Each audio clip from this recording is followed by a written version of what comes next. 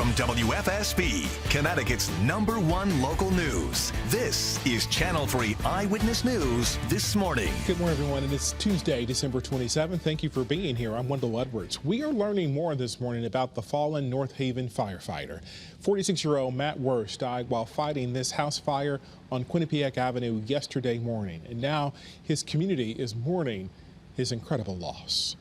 We spend the better part of our careers working with the fire service in conducting fire investigation. Our hearts go out to the North Haven Fire Department during this tragic time. Worst became a volunteer firefighter in 1996 and earned multiple awards. He also responded to New York City on 9/11.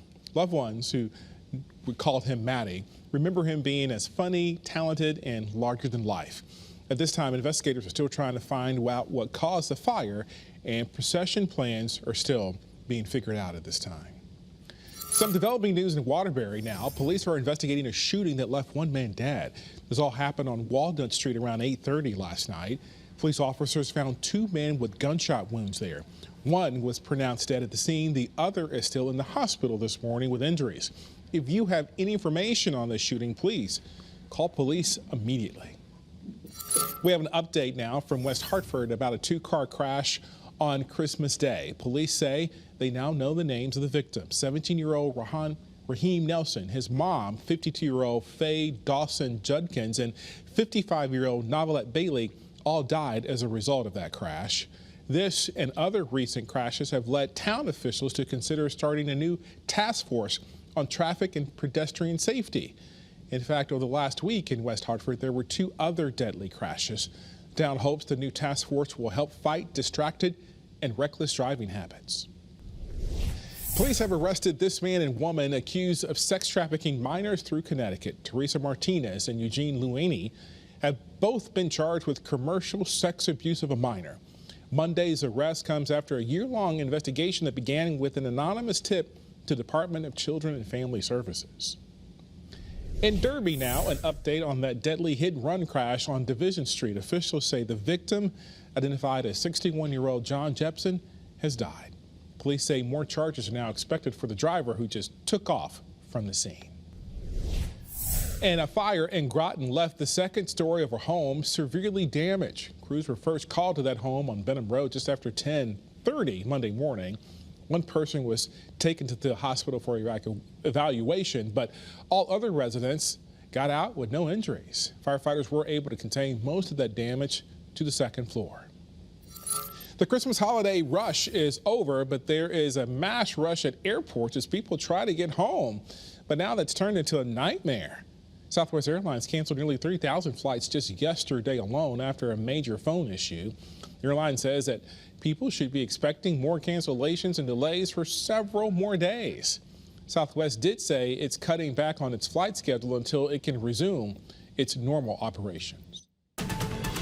All right, good morning, everybody. 7:03 right now, and we are forecasting some much warmer temperatures as we head through the rest of the week. But we just got to get through a little bit of a chill first this morning. And here's a live look in Old Saybrook, where we're seeing a lot of cloud cover out there. But these clouds are going to break apart to some sunshine definitely by later this morning into this afternoon. A lot of clouds over here, too, in Waterbury. It is only 24 degrees. But hey, you know what? This is an improvement from the really cold temperatures that we had earlier this weekend. So model comparison, we are predicting rain specifically for New Year's Eve into New Year's Day. It looks like most of the bulk of that rain is going to fall on New Year's Day. So this is a look at 2 of the models, the GFS, the American model, and the European, both showing exactly a moderate amount of precipitation.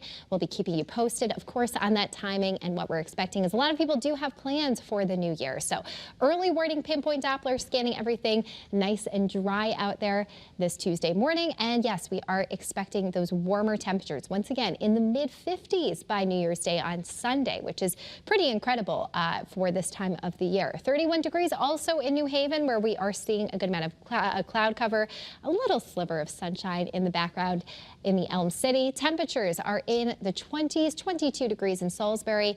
Good morning to you. 28 in Norwich, 31 degrees in New Haven and Groton, 25 in Putnam. This is what it feels like, actually, with a westerly wind blowing in. So wind chill values right now 14 degrees in Salisbury, Torrington, and Waterbury. You still definitely need that warm winter jacket. Still going to feel very cold out there, even though we are talking about those temperatures in the 50s. That's just in a couple days, though. Wind speeds coming in from the west anywhere from 3 to 9 miles per hour. And those temperatures you could see by this afternoon, we get into the mid-30s, a good amount of sunshine. Once again, those clouds will break away. And then same thing along the shoreline, where we'll be even a little bit warmer. So we could be seeing even up to the upper 30s in some spots by this afternoon. All right, I want to focus on this weekend because a lot of people do have plans, of course, for the new year. There is a possibility to maybe even see a couple showers in the morning, although most of the bulk of that precipitation, once again, doesn't look like it really falls now until New Year's Day. But there is a chance to see some of it New Year's Eve. So we're just going to continue to iron out these details as we get closer and closer. But yes, you can see the chance for some of that precipitation to continue through the evening on Sunday into Monday. And then by Monday morning, that's all out of the picture. Temperatures are still mild, still in the 50s, it looks like, for Monday, with some partial sunshine. Our futurecast for today, you can see once again a good amount of sunshine this afternoon. And then by this evening, start to see maybe a couple clouds, maybe one or two, but for tomorrow morning, we get a quick glimpse of some clouds, and then that clears away once again to some bright sunshine for the afternoon. Overall, just a quiet pattern the next couple of days, which is good because a lot of people are off from school and work, so definitely good for some plans, whether visiting family and friends, maybe heading to the mall or the stores to return some gifts. I know that's very popular. You might be celebrating Kwanzaa, and then towards this weekend too, you can also see, once again, not the best conditions, but it looks like most of Saturday will be dry at the moment with the latest guidance. Temperatures once again in the 50s, so above average for this time of the year. Breezy conditions possible for Saturday, Sunday. It definitely looks breezy for Monday as well. And Sunday, the warmest day, lots of milder air pumping into the state. Temperatures in the 50s.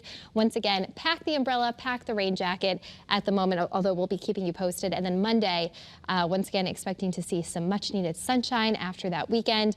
And the next couple of days, we just have that steady uphill climb all the way to Sunday. So by tomorrow and Thursday, we're in the 40s and nearing 50 by Friday. We'll be keeping you posted, of course, on the air and on the WFSB weather app. You can also follow along on there. Wendell? Thank you so much for tuning in to Eyewitness News. Remember, you can get news and weather updates anytime on the Channel 3 app. As we take a live look outside, we thank you for being here. Hope you have a great day.